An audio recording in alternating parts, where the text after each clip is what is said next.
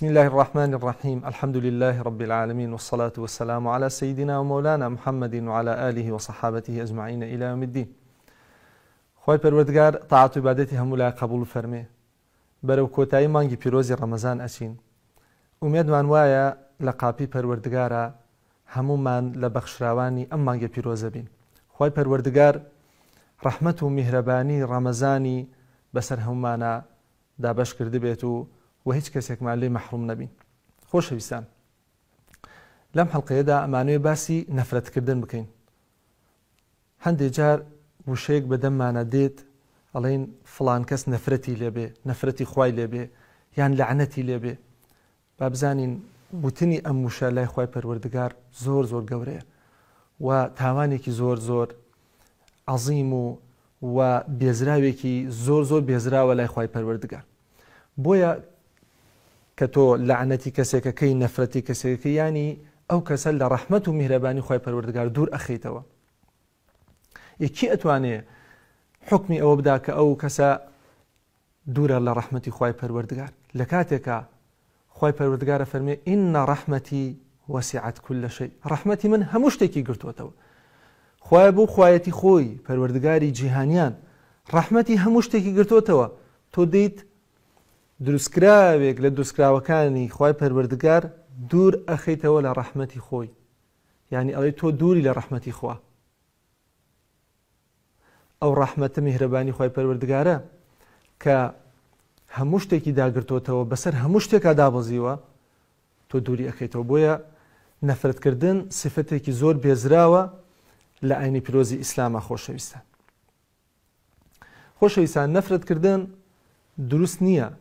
بەڕێزان، هەندێک جار ئەو نەفرەتەی کە ئیکی بۆ مرۆڤێکە، بە کەسێک ئەڵێی لەعنەتی خواد لێبێ، یان بۆ گیاندارێکە، یان هەر شتێکی تر، ئەوە تۆ ئەو کەسە دوور ئەخەیتەوە لە ڕەحمەتی خوای پەروەردگار.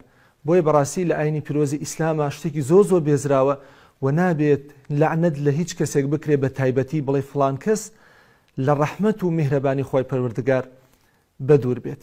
خۆشەویستان، نەفرەتکردن لە ئاینی پیرۆزی ئیسلامە وەکو باسمان کرد زۆر زۆر گەورەیە. بەس بەڵام دروستە لەعنەتی هەندێک کەس بکەی بە تایبەتی، مەکە وەکو شەیطان بڵێ شەیطان لەعنەهو الله، یان نەفرەتی خوای لێبێ، یان فیرعەون، یان ئەبوو جەهل، ئەوانەی کە لەسەر بێبڕوایی مردوون، لەسەر بێبڕوایی مردوون. بۆ دروست نییە تۆ لەعنەتی کەسێک بکەی کاتێکە لە ژیانە ماوە هێشتا، بۆ چونکە تۆ نازانی عاقبەتی ئەم کەسە چۆنە بەڕاستی.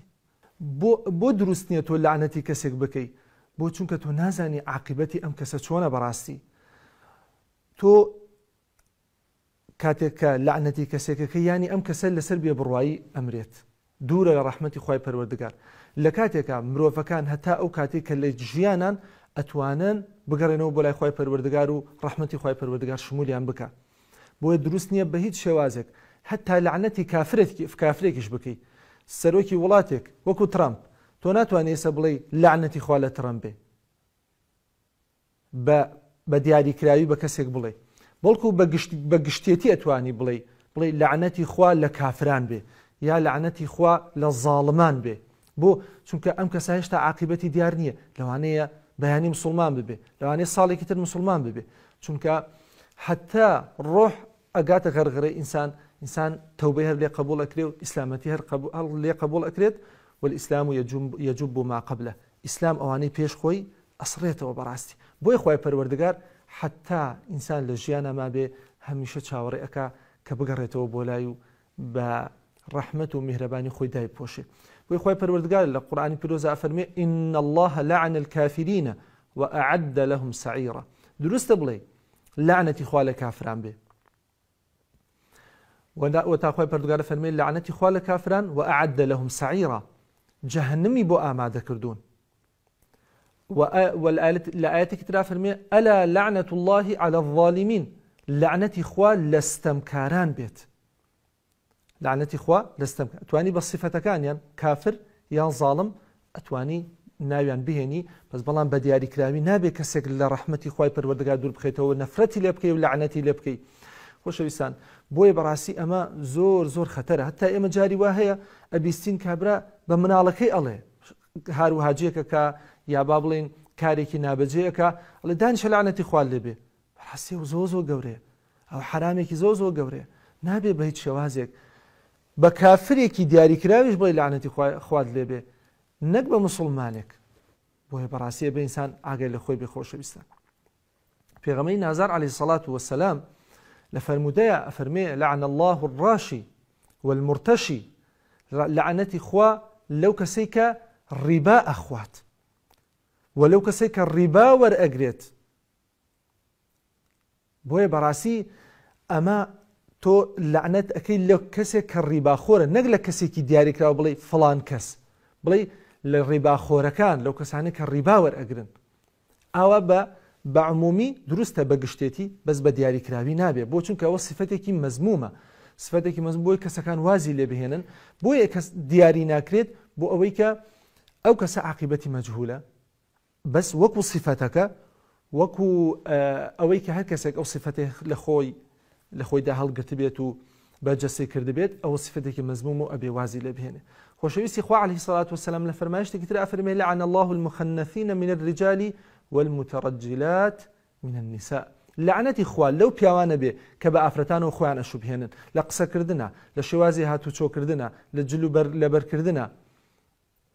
نابێ خۆت بە ئافرەتەوە بشوبهێنی و بچوێنی، و ئافرەتانیش بە پیاوانەوە لە جلبەرگە، لە هەڵسوکەوتە، لە سفەتەکانیانە. ها پێغەمبەری نازار عەلەیهی الصەلاة وەسەلام بە عمومی باسی ئەکا بە گشتێتی، بۆیە نابێ بە دیاریکراوی لعنەتی کەسێک بکرێ بەڕێزان کە هەندێک جار بەداخەوە بەدەمی هەندێک لە مسلمانە دێ نەفرەت و لعنەت لە کەسێکی تایبەتەکە. پێغەمبەری نازار عەلەیهی الصەلاة وەسەلام ئیبن مەسعود لێوە گەڕێتەوە ئەفەرمێ قال رسول الله صلى الله عليه وسلم لا يكون المؤمن لعانا. پێغەمبەری نازار عەلەیهی الصەلاة وەسەلام فەرمێ کەسی ئیماندار نابێ لعنەتکەر بێ، نابێ لعنەت لە کەسێک بکەی بەڕاستی. ئەگەر هەدی پێغەمبەرتەوە عەلەیهی الصەلاة وەسەلام ئەبێ شوێنی ئەو بکەوی لعنەتی هیچ کەسێک نەکەی. و لە فەرمایشتێکی تر ئەفەرمێ پێغەمبەری نازار عەلەیهی الصەلاة وەسەلام لا يكون اللعانون شفعاء ولا شهداء يوم القيامة. ئەو کەسانی کە لعنەت ئەکەن لە دونیاە لە ڕۆژی قیامەتە نەئەبن بە شەفاعەتکار، نەئەبن بە شاهید. یعنی چۆن نەئەبن بە شەفاعەتکار؟ چونکە مرۆڤەکان لە قیامەتە شەفاعەتەکەن، هیوا هەیە شەفاعەتەکە بۆ باوکی، بۆ دایکی، بۆ خزم و کەسوکاری، بۆ خێزانی، بۆ مناڵەکانی، حتا بۆ مسلمانان. زانایەکە، کەسێکی ساڵحە، کەسێکی چاکە. بەس ئەگەر لعنەتی خوا لە دەم تابێت و بەرامبەر بە کەسێک لعنەتی خوا بکەی، پێغەمبەری نازار عەلەیهی الصەلاة وەسەلام فەرمێ ئەو کەسانی کە لعنەت زۆر ئەکەن لە ڕۆژی قیامەتە شەفاعەت بۆ هیچ کەسێک ناکەن، با کەسی چاکش بن، و نابن بە شاهید لەسەر ئومەتەکانی تریش لە ڕۆژی قیامەتە. خۆ ئومەتی پێغەمبەر عەلەیهی الصەلاة وەسەلام شاهیدە بۆ پێغەمبەرەکانی ئومەتەکانی تر لەوەی کە ڕیسالە و پەیامی خۆی پەروەردگاریان پێ گەیاندە بن.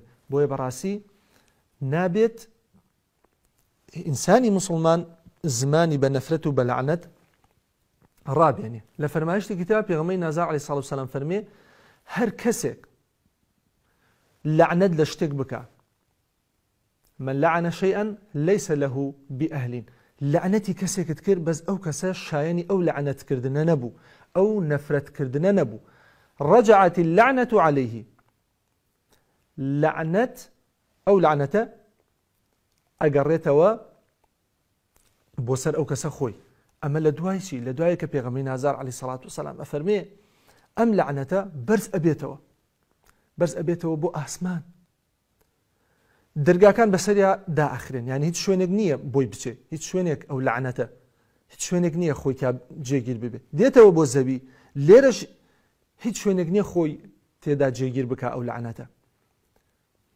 پاشان ئەو کەسەی کە لعنەتەکەی بۆ کراوە بۆ ئەویش ئەچێ کاتێک کە ئەهل نەبوو، پێغەمبەری نازار عەلەیهی الصەلاة وەسەلام فەرمی ئەگەڕێتەوە بۆ خاوەنی ئەو کەسی کە لعنەتەکە بە دەمیا هاتووە. بۆی خۆشەویستان لعنەتکردن و نەفرەتکردن سفەتێکی زۆر مەزمومە و بینسان ئاگادار بێ کامە بە دەمیان هەیە، چونکە ئاگادار بە ئەگەر لعنەتی کەسێکت کرد نزیکت بێ، مناڵ بێ یا مسلمانێک بێ، حتا کافرێکیش بێ کە دیاریکراوی نابێت، ئەگەر ئەهلی ئەو لعنەتە نەبوو لعنەتەکە گەڕێتەوە بۆ خۆت. ئاگادار بە بۆ ئینسانی مسلمان ئەبێ ئاگای لە زمانی بێ. زمانی پێغەمبەری نازار عەلەیهی الصەلاة وەسەلام فەرمێ زەمانەتی بکە لەگەڵ دامێنیا من زەمانەتی بەهەشتی بۆ ئەکەم، بۆ هیوای کە هەمومان لە سفەتی لعنەتکردن بە دوور بین و لە خۆمانە بەرجەستەی نەکەین چونکە ئینسانی مسلمان هەمیشە زمانی پاکە. هەتا بەنامەیەکی دیکە ئەگەڕێنەوە خزمەتان بەخوای پەروەردگارتان ئەسپێرم. وەسسەلامو عەلەیکم وەڕەحمەتوڵڵاهی وبەڕەکاتوه.